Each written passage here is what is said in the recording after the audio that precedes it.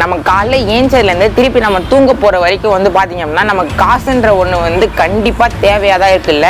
எப்படின்னு பார்த்தீங்க அப்படின்னா காலைல பால் பேக்கெட்டு வர்றது காசு, நியூஸ் பேப்பருக்கு காசு, சரி ரிலாக்ஸாக வந்து டிவி பார்க்கலாமேன்னு பார்த்தா அதுக்கும் வந்து பார்த்தீங்க அப்படின்னா காசு அப்படின்னு சொல்லிட்டு நம்ம இருக்கிற வீட்டுக்கும் வந்து பார்த்தீங்க அப்படின்னா இப்போ காசு கொடுக்குற மாதிரி ஆயிடுச்சு இல்லை.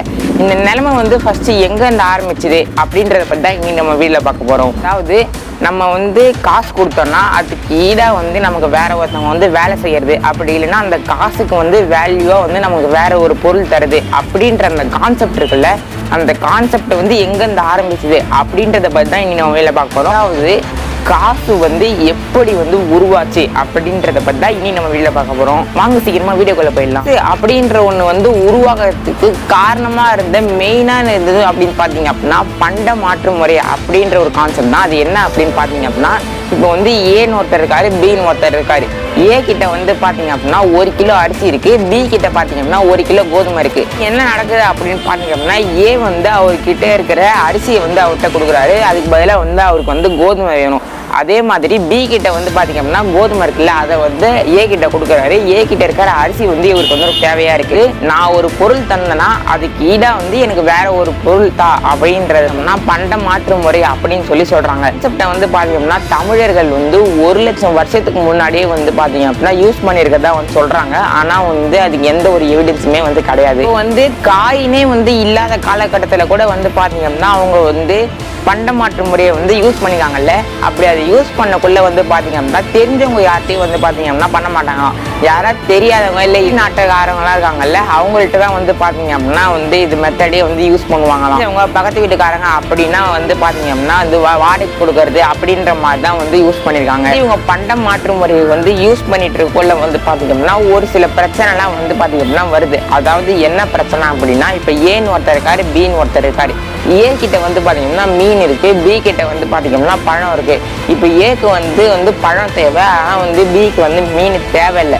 அப்படி இருக்கக்குள்ள வந்து பார்த்தீங்கன்னா ஏக்கு வந்து பார்த்தீங்கன்னா மீன் அப்படிங்கிற ஒன்று வந்து 2-3 நாளுக்கு அப்புறம் வந்து ஃப்ரெஷ்ஷாக இல்லாமல் இருக்கும். அதே வந்து பி கிட்ட பார்த்தீங்க அப்படின்னா பழம் கூட வந்து பார்த்தீங்க அப்படின்னா ஃப்ரெஷ்ஷாக இல்லாமல் ஒரு சில நாள் கழிச்சு வந்து பார்த்தீங்கன்னா அதுவும் வந்து அழுகிடும். உள்ள வந்து பார்த்தீங்கன்னா அந்த பழம் இல்லை மீன் ரெண்டுத்தையும் வந்து பார்த்தீங்கன்னா வேற ஒருத்தர்கிட்ட வந்து ரொம்ப நாளாக வந்து கொடுக்கலன்னா அது வந்து வேஸ்ட்டாக போயிடும்ல.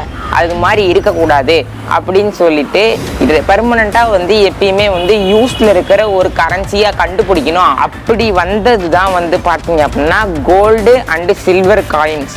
அப்போ ஃபஸ்ட்டு வந்து வெளிவிட்டுருக்காங்க அப்படின்னு பார்த்தீங்க அப்படின்னா கிமு 600லேருந்து 650 அந்த வருஷத்துக்குள்ளே தான் வந்து பார்த்தீங்கன்னா இந்த கோல்டு சில்வர் காயின் ரெண்டுத்தையுமே வந்து பயன்பாட்டுக்கு கொண்டு வந்து தான் வந்து சொல்கிறாங்க. இதுக்கும் வந்து பார்த்தீங்க அப்படின்னா அவங்கள்ட்ட வந்து எக்ஸாக்டாக வந்து எந்த எவிடன்ஸுமே வந்து கிடையாது.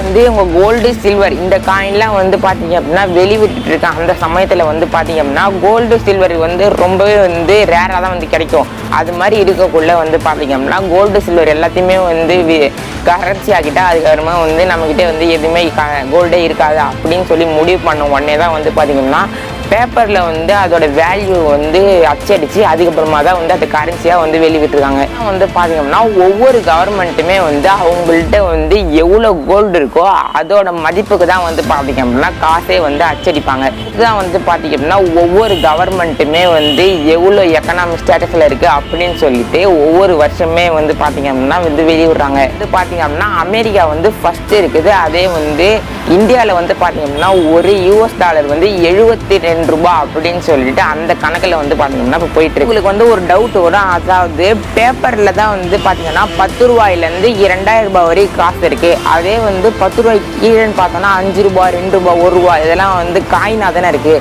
அது வந்து ஏன் காசாக மாற்றலை அப்படின்னு சொல்லி உங்களுக்கு வந்து டவுட் வந்திருக்கும். வந்து மாற்றலை அப்படின்னு பார்த்தீங்க அப்படின்னா இப்போ வந்து இந்த 5 ரூபாய் காயின் 2 ரூபாய் காயின் இதெல்லாம் வந்து பார்த்தீங்க அப்படின்னா ரொம்பவே வந்து விலை கம்மி. அதாவது அந்த மெட்டல் வந்து கம்மி, ஆனால் அதோட வேல்யூ வந்து பார்த்தீங்கன்னா அதிகம். இப்போ 5 ரூபாய் காயினில் வந்து 5 ரூபாய் வந்து அழிஞ்சு ஒருத்தர்கிட்ட வந்து உங்கள்கிட்ட கொடுத்து 5 ரூபாய்க்கு வந்து பார்த்தீங்கன்னா வேற ஒரு பொருள் வாங்கிட்டு போனால் உங்களுக்கு வந்து நீங்கள் வந்து விடுவீங்களா? விட மாட்டீங்கல்ல.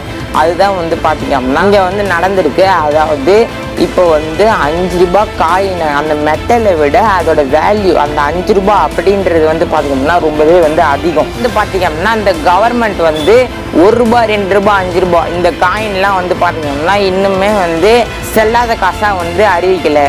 இப்போ நான் இந்த வீடியோவில் சொல்லியிருக்கேன்ல இந்த காசு எப்படி உருவாச்சு அப்படின்னு சொல்லிட்டு இந்த விஷயம் வந்து பார்த்தீங்கன்னா 0.001% அப்படின்னு தான் சொல்லி ஆகணும். ஏன்னா வந்து பார்த்தீங்கன்னா காசு உருவானது கதையை வந்து பார்த்தீங்கன்னா ரொம்பவே வந்து பெரிய கதை. அதை வந்து ரொம்பவே வந்து சின்னதாக வந்து பார்த்தீங்கன்னா இந்த வீடியோவில் வந்து சொல்லியிருக்கிறேன். அப்படி ஒரு வேளை வந்து காசு எப்படி உருவாச்சு அப்படின்னு சொல்லிட்டு ஏதாவது வேறு இன்ஃபர்மேஷன் வந்து உங்களுக்கு தெரிஞ்சுன்னா கீழே வந்து கமெண்ட் பண்ணுறேங்க. அதுக்கப்புறமா போகிறதுக்கு முன்னாடி வந்து பார்த்தீங்கன்னா லைக் பண்ணுறேங்க, கமெண்ட்டும் பண்ணுறேங்க. அதுக்கப்புறமா வந்து மறக்காமல் மேஜிக்கல் நியூஸ் சேனலுக்கு சப்ஸ்கிரைப் பண்ணுறேங்க. தேங்க்யூ ஃபார் வாட்சிங்.